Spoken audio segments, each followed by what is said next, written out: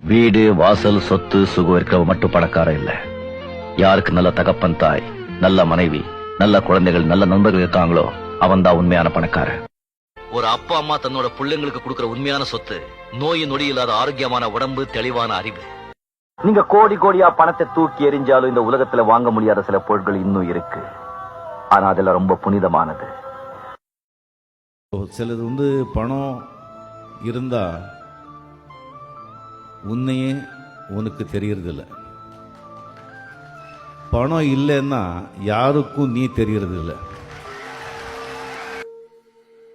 இந்த உலகத்துல எல்லா ஜீவன்களையும் 2 பேர் கொண்டு வருவாங்க, 4 பேர் கொண்டு போவாங்க. எல்லாருக்கும் கொண்டு வந்தவங்க தெரியும், கொண்டு போறவங்களுக்கு தெரியாது. இந்த உலகமே நாடகம். நாம எல்லாம் நடிகர்கள்.